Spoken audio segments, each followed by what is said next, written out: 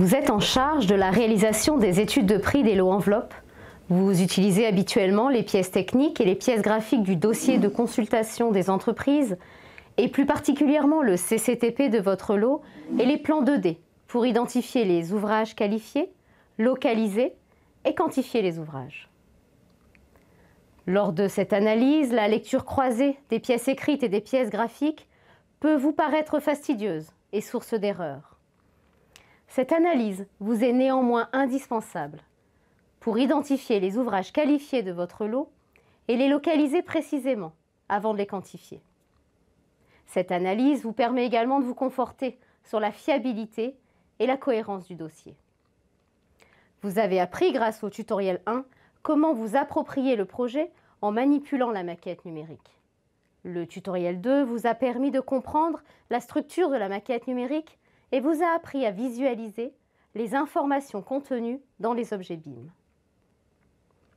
Dans ce tutoriel spécifique au lot enveloppe, nous allons apprendre comment interroger une maquette numérique dans le but de récupérer des informations pour notre étude de prix. Vous allez voir que cette méthode peut se révéler beaucoup moins fastidieuse que l'utilisation des seuls plans 2D. Une condition est néanmoins nécessaire, que le numéro du lot et le numéro de l'article du CCTP aient été ajoutés dans les informations des objets BIM. Comment savoir si cette condition est remplie? En consultant la convention BIM du projet qui doit le mentionner. Dans ce tutoriel, nous allons apprendre comment le lien entre CCTP et maquette numérique va nous permettre d'identifier les ouvrages qualifiés, les localiser et extraire des quantités plus rapidement. Ce lien va également nous permettre de nous conforter dans la fiabilité et la cohérence du dossier. Comme pour les tutoriels précédents, un support au format PDF est disponible en complément de ce tutoriel. Vous êtes prêts? Commençons.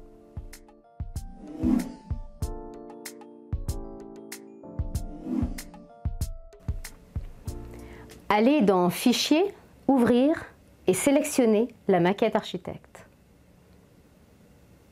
La maquette du projet s'ouvre. Pour les lots enveloppes, c'est-à-dire les lots étanchéité, charpente, couverture, ravalement et menuiserie extérieure, leur périmètre porte sur l'extérieur de la maquette. Cachons tout d'abord le terrain. Pour cela, on le sélectionne avec le clic gauche, puis clic droit, Cacher, cacher la sélection. Comme nous l'avons vu dans le tutoriel 2, vous pouvez éclater la maquette pour gagner en visibilité avec le bouton Vue éclatée. Faites glisser le curseur pour éclater la maquette.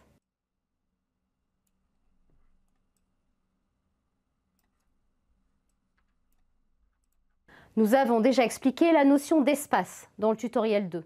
Ce sont les volumes créés par les pièces de la maquette. Ils sont représentés en bleu. Pour gagner en visibilité, vous pouvez sélectionner un élément de la maquette, vous faites clic gauche sur l'élément, ensuite clic droit, puis Cacher, cacher tous les espaces. Pour voir les propriétés d'un objet, je vous rappelle que vous sélectionnez cet objet avec le clic gauche. Il devient rouge. Puis vous cliquez sur le bouton Propriétés. Nous avons sélectionné un mur.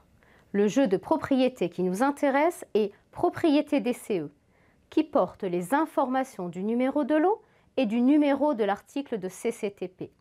Ouvrir cette fiche nous permet également de voir les règles de nommage du numéro de lot et du numéro d'article. Ici, le lot est écrit LOT, espace numéro, et l'article commence par le numéro du lot précédé de la lettre L.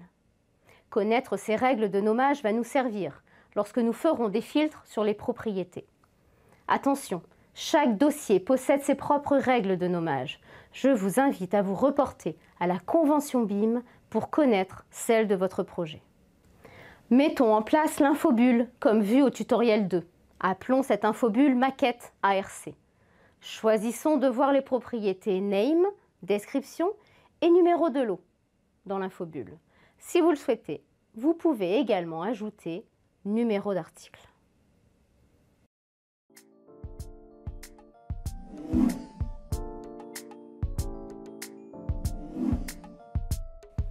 Nous allons commencer par mettre en couleur les objets de la maquette. avec comme critère de colorisation le numéro du lot.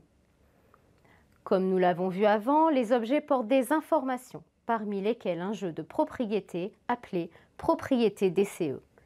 Dans ce jeu de propriétés sont regroupées les propriétés numéro de lot et numéro d'article. Le nom de ce jeu de propriétés et les propriétés associées sont propres au dossier de consultation que nous utilisons en exemple. Je vous invite de nouveau à consulter à ce sujet la convention BIM de votre projet. Cliquons sur le bouton Colorisation dans les outils Vérification. Dans le ruban Sélection, nous choisissons Utiliser tous les objets de la maquette. Dans le ruban Propriétés, nous sélectionnons Numéro de lot. Dans le ruban Colorisation, apparaît alors la liste des lots du projet avec leurs couleurs associées. Cliquez sur le pot de peinture, la maquette prend les couleurs indiquées dans la liste. Vous pouvez voir les ouvrages de votre lot en cliquant dans la case en haut de la liste, puis en ne cliquant que sur les lignes comportant votre numéro de lot. Prenons l'exemple du lot 16 ravalement de notre dossier de consultation utilisé en exemple. En cliquant sur les lignes concernant le lot 16, on peut identifier l'ensemble des ouvrages à réaliser par ce lot. On peut modifier une couleur de la liste en cliquant sur cette couleur. Une fenêtre apparaît. Vous choisissez la couleur que vous voulez appliquer en cliquant dessus, puis vous dites OK. Ensuite, cliquez sur le pot de peinture pour voir votre choix de couleur s'appliquer à la maquette. Pour retirer la colorisation, vous cliquez sur le pot de peinture barré.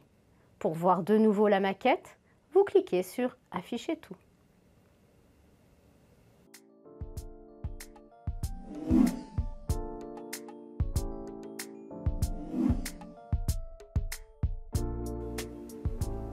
Nous allons maintenant identifier les ouvrages d'un lot à l'aide de leurs articles de CCTP.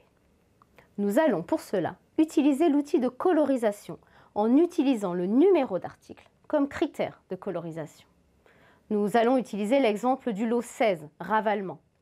Afin de réaliser la colorisation par article de CCTP des ouvrages de ce lot, nous allons d'abord procéder à la sélection des ouvrages du lot.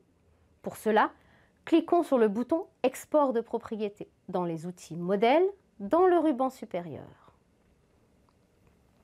Nous allons utiliser cette fonction pour sélectionner les objets qui portent le numéro 16 dans la propriété numéro de lot. Tout d'abord, nous allons sélectionner l'ensemble des IFC de la maquette. Cela est fastidieux, je vous l'accorde, mais nous n'allons le réaliser qu'une seule fois, car nous allons sauver nos choix dans une configuration.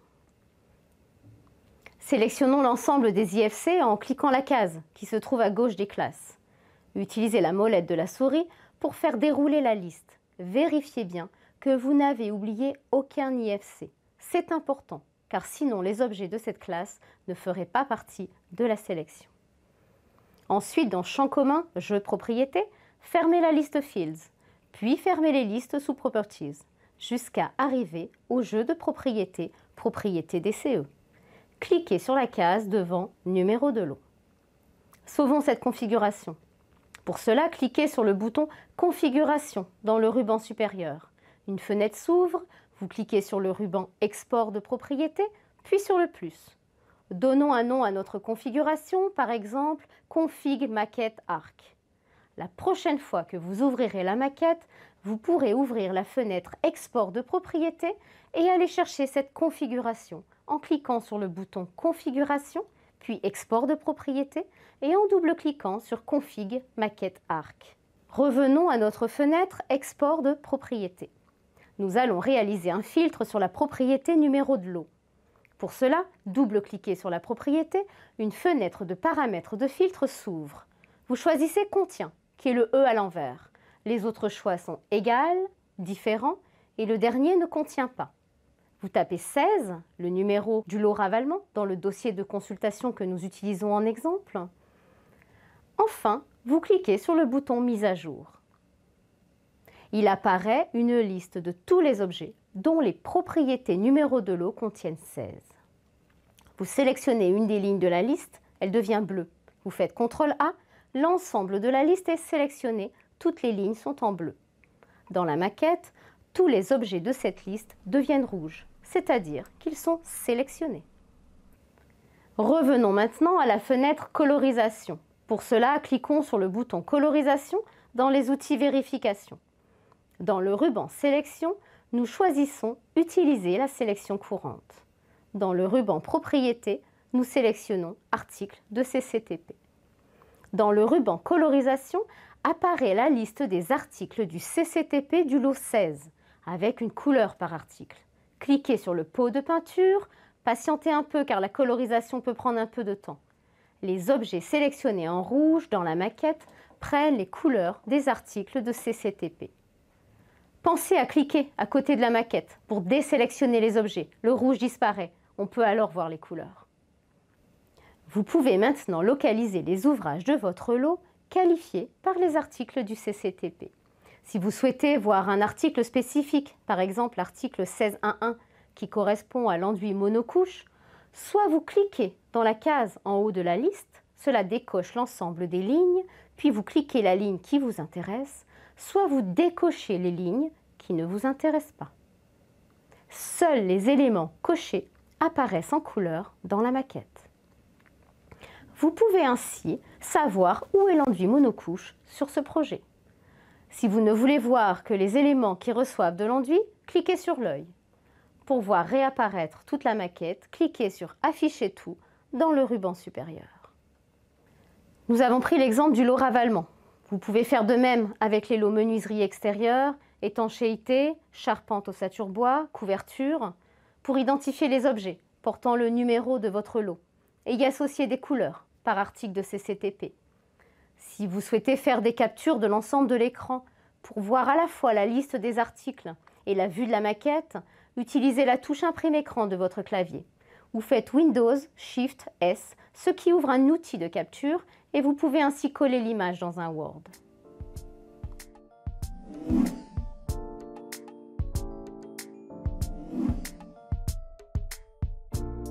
Pour extraire des quantités de la maquette, nous allons utiliser de nouveau la fonction Export de propriété. Fermons des fenêtres pour gagner en visibilité. Par contre, conservons la fenêtre Colorisation. Cliquons sur le bouton Export de propriété. Vérifiez que tous les IFC sont bien cochés.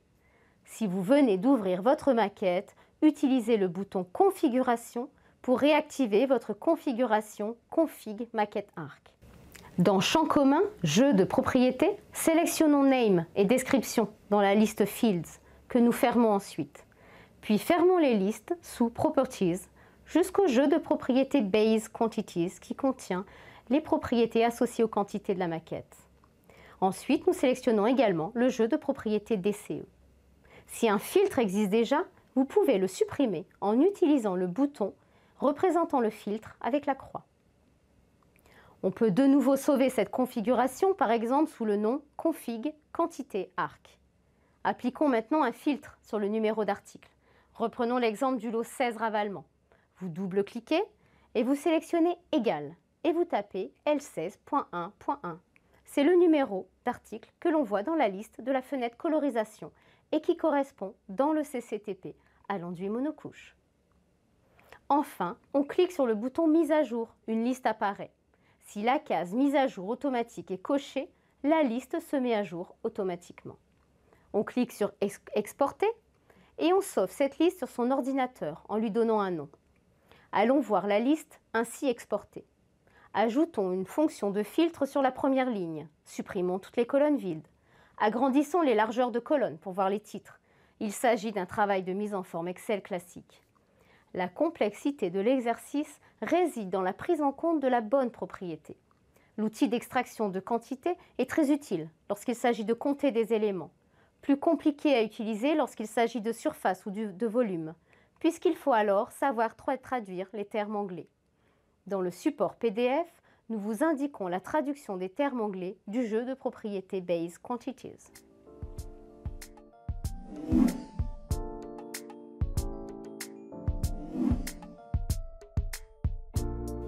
Nous avons vu dans le tutoriel 1 comment utiliser le bouton capture d'écran, le petit appareil photo dans le ruban supérieur dans les outils Vue 3D.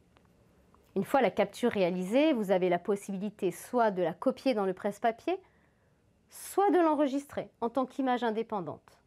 Il ne vous reste plus qu'à utiliser ces images pour illustrer votre mémoire technique. Dans le tutoriel spécifique Gros œuvres, nous expliquons comment ajouter des annotations sur la maquette et éditer des rapports que vous pouvez inclure dans votre mémoire. Je vous invite à visionner le tutoriel 3 si cette fonctionnalité vous intéresse. Maintenant que vous avez visionné les 3 tutoriels, je vous invite à tester sans plus attendre ce que vous avez appris afin de vous convaincre des avantages de l'utilisation d'une maquette numérique en complément des plans 2D pour la réalisation de votre étude de prix. Je vous invite également à visionner la série complète des tutoriels pour, par exemple, découvrir les limites de prestation des autres lots ou découvrir d'autres fonctionnalités de la visionneuse décrites dans ces tutoriels. Je vous rappelle que des supports PDF sont à votre disposition en complément de ces tutoriels.